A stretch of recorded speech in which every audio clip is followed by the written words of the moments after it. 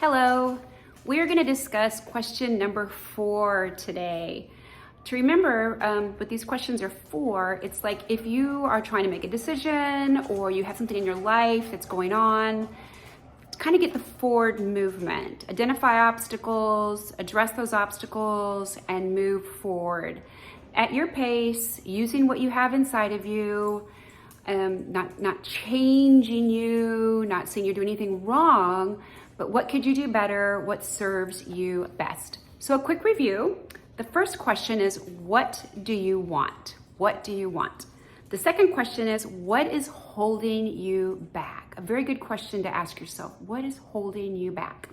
The third one is, what price are you paying to continue holding back? What price are you paying to continue holding back? And question number 4 is, how could you show up differently? And I'll be honest, this is probably one of my favorite questions. Why? Because it puts the control completely on me. Nobody else, only I have any control over how I show up. How do I prepare myself? What frame of mind am I in? How do I show up? So I thought a couple scenarios about this. I'm actually kind of changing those scenarios around a little bit right at this moment, because this is the second time I've made this video. Because the first time it was going really well. I was like really happy with how my words flowed and the lighting and everything else. Then the dogs started barking. So I was prepared, I showed up, I was ready to go, and the dogs started barking. I couldn't talk over them, and to be honest, I don't like editing. So I made the decision to just stop the video, take care of the dogs again, and go from there. So I'm not naive. I totally understand that I could be totally in charge of myself. I can make all the right decisions. I could be in control of me, can show up the way I need to show up, and something can still happen. But let's just address what we do have control over, our own ability to show up. My first example I want to give is my Camp Gladiator workouts. I don't just drive there, hop out of the car and go work out. No, I have to make sure I have the right shoes on, the right bra on, the right workout clothes. I need to make sure that my weights and my mat, if they're not already in the car, that I get them. If it's time for me to increase in the poundage that I'm using, I need to make sure that I have the correct weights with me. I also need to make sure that I check in. I need to make sure that I have my fluids, my water with me. Now, to really be honest, I should have prepared even sooner, because I should have made sure I'm drinking lots and lots of liquids that day so that I'm hydrated. So that is how I show up for the workout. It's how I make sure that I do my best, I get the most out of it, that I meet my goals. And that one's kind of a simple one. That's kind of a simple one.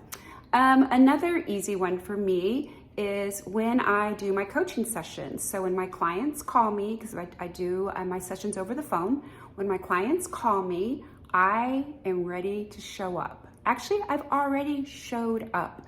I start clearing my mind a good 30 minutes before my phone even rings. I make sure that all my issues are gone. I do this with prayer, and I do this with meditation, and I do some other things also. I make sure that I have my paper pad and at least 2 pens ready to go, because I like to handwrite stuff, and that way I could read it back and stuff like that. Now, what I'm not thinking about at that point is I'm not thinking that I don't like entering all my notes into the computer because I need the digital records of it, because I'm not good on the computer. I'm not thinking about that. I'm thinking I'm here to serve. I have my paper ready, I have my pens ready. I also have my very large cup of hot tea with a little bit of wild orange and stevia in it.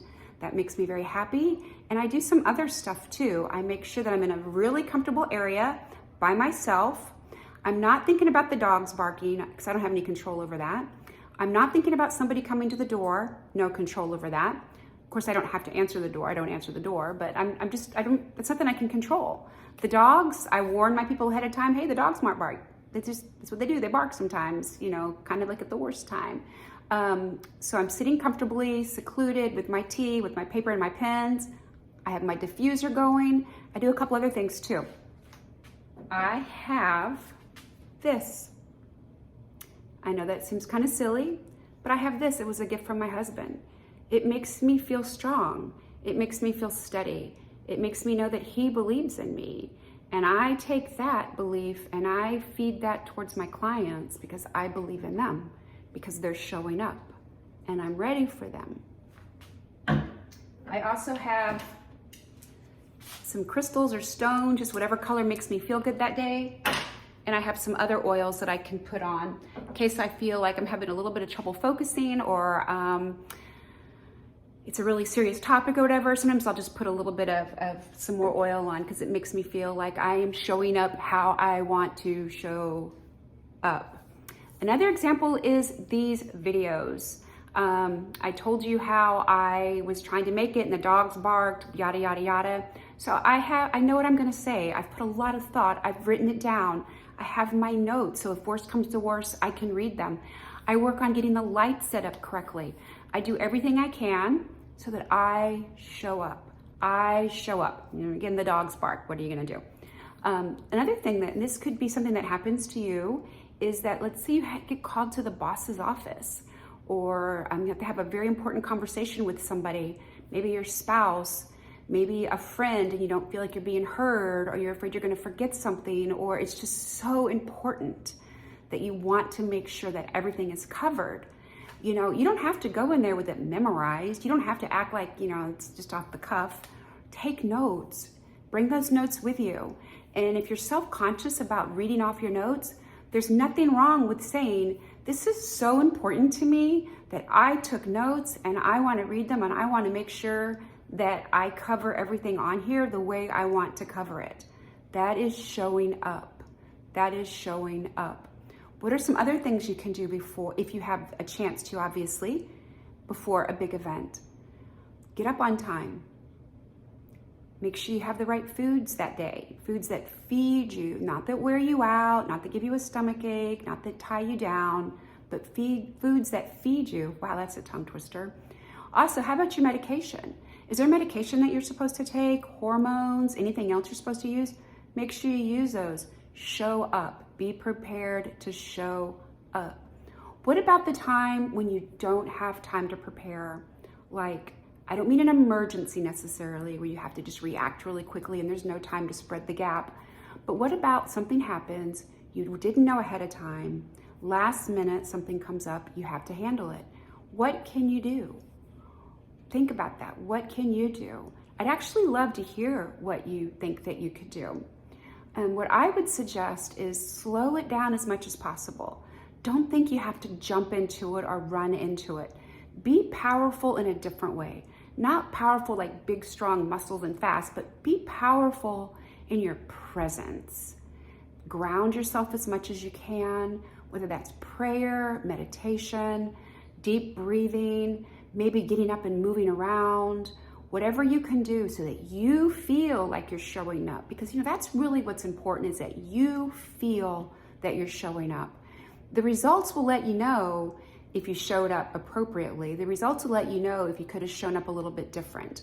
The results will let you know if you really didn't matter how you showed up, that it was totally out of your control, but you did your job of showing up.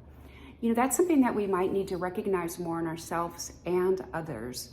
Maybe we really need to step back and acknowledge preparation and showing up.